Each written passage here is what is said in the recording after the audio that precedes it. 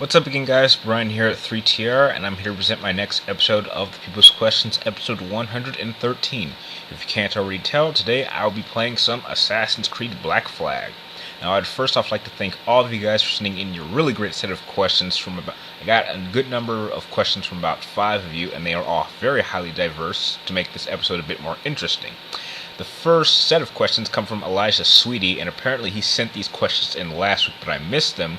So, to make up for it, he will be going first. And his first question is, who is my favorite Mortal Kombat character and why? Scorpion. Simply because he looks the coolest, he has the best combo list. I like his backstory, and I love how it's parallel to Sub-Zero, who, in my view, Sub-Zero is my second favorite Mortal Kombat character. And he just seems to be the type of character who's not really a hero, but not really a villain. I've always viewed him as like an anti-hero who pretty much does whatever he wants and just kills anyone that gets in his way of revenge. The next question is, who do I think is the most badass in Xbox or 360 or PlayStation 3 and in movies? Well, I don't really understand your question. What do you mean by badass in Xbox? Well, I don't play an Xbox 360, so I can't say anyone there. PlayStation 3, I guess you're talking about characters, so I guess Kratos. And in movies, I don't know. I guess Batman, I guess. The next question is, who is my favorite Batman villain and why?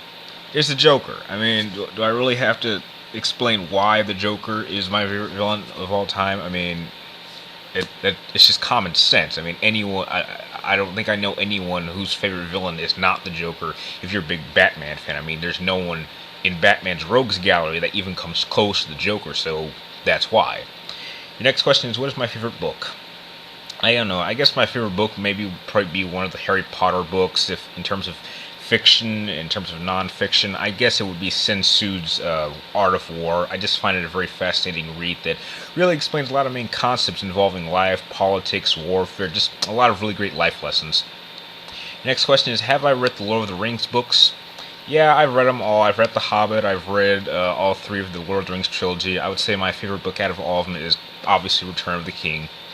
The next question is, who is my favorite character in the movies of the Lord of the Rings franchise? I guess, I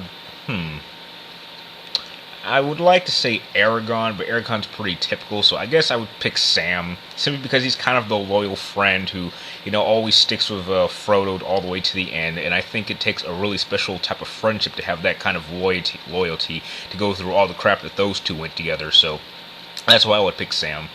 Your next question is, what are my thoughts on The Hobbit 1 and 2 in general, and them being a trilogy? Well, I think the first one has some problems towards the beginning, but it picks up as the movie plays on. The second one was a truly great experience. In fact, it was the best movie I saw last year. And it being a trilogy, I was a bit skeptical to see if Peter Jackson could actually get it to work, but from what I've seen, what he's done with the last 2 films, I'm absolutely pumped up to see the third part coming out hopefully later this year, because he's managed to do something that I didn't think you could do, and I'm really curious to see how this trilogy ends, despite the fact that I know how it ends in the book, so I'm not really going to be spoiled.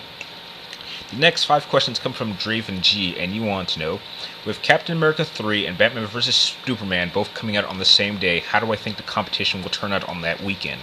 Well, obviously Batman and Superman is going to make the most money, but I'm pretty sure Captain America 3 is going to take some of its steam down, since I believe that's going to be the first film that comes out following the Avengers 2. So, personally, I think that Batman and Superman will make more money, but I think Captain America 3 will be the better film, despite, especially from what I've heard of how good Captain America the Winter Soldier is.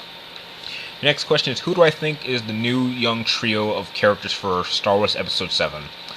I have no idea, but most likely it's going to be probably some of the Star Wars children. That just seems like the logical direction that they should go.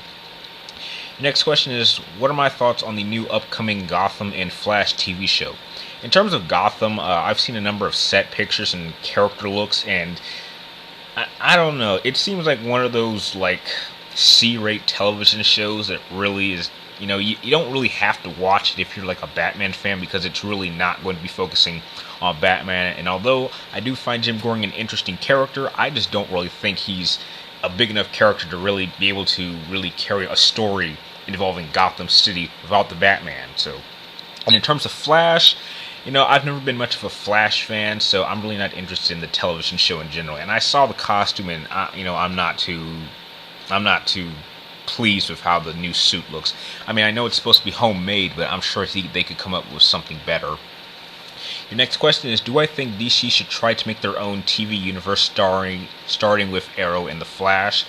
I think that's kind of what they're doing, because I have to be honest, they have more superhero characters in their TV universe than they do their own movie universe, so I think they've already established their own TV universe, so I don't think we have to worry too much about that. And your last question is, since Michael Bay has 2 huge movies coming out this year, which one do I think will suck the least, Transformers 4 or Ninja Turtles? I'm pretty sure Transformers 4 will suck the least. I mean, I personally enjoyed the first and the third Transformers films, and now that they've kind of changed the cast and got Shia LaBeouf out and put Mark Wahlberg, that's definitely a step up from the last film. And I just want to see some good action and at least a plot that makes sense in the contents of the Transformers world. And I want them to focus more on the Transformers and not make it about the humans, and don't bring in the Transformers just for the action scenes, even though that's really the main reason that we all want to go see these films. So I think Transformers 4 will at least be entertaining. At least hopefully it'll be on the same level as 3. The next set of questions come from James V, and you wanted to know, or want my advice on, should you get a PlayStation 4 or an Xbox One? Well, if you are someone who likes to play online a lot, then obviously you want to go for the Xbox One, because that's really where its greatest strength is. But if you're someone who actually doesn't mind playing by themselves or playing online or having free internet, or, well, I mean, technically you have to pay for the PlayStation Plus membership, but I think it's worth it.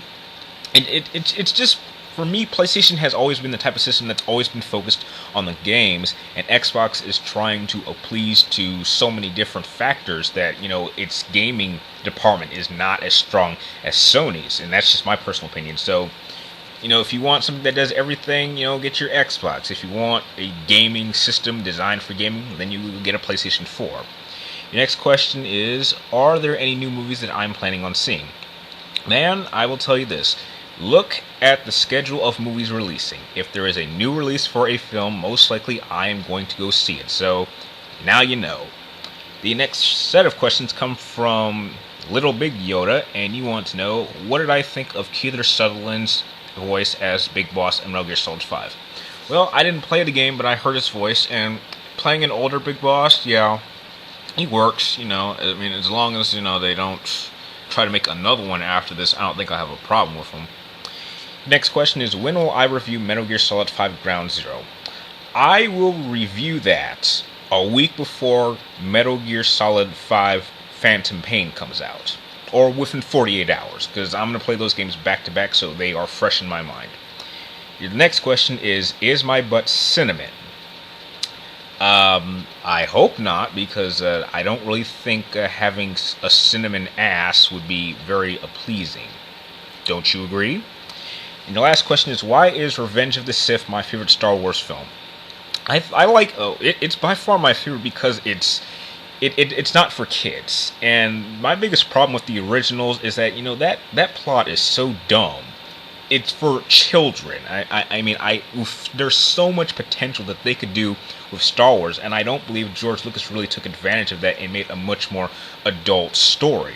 I mean, if you've read any of the Star Wars novels, you would know there is some really fucked up stuff that happens to people. People get killed left and right, and they really don't venture that. I really want to know just how dangerous the galaxy of the Star Wars universe is, and the original movies failed to do that, and even so much with episodes 1 and 2. It was always kind of lighthearted, but Revenge of the Sith just screwed all that and showed you, yeah, the Jedi are being wiped out, we are going to systematically kill them, and Anakin really took far more pain getting all of his limbs cut off and being set on fire than Luke simply getting his hand cut off and screaming no. So that's why it is my favorite Star Wars of all time.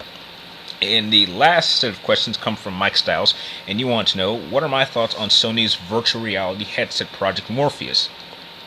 It definitely has its interests. I'm really not sure if we want to use headsets, because I have always had a fear that if you have a headset that kind of blocks your vision, someone could actually walk into the room quietly and kill you.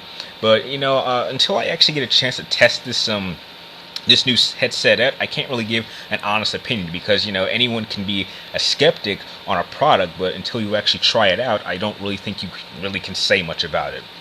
Next question is, how many hours a week do I put into my video games?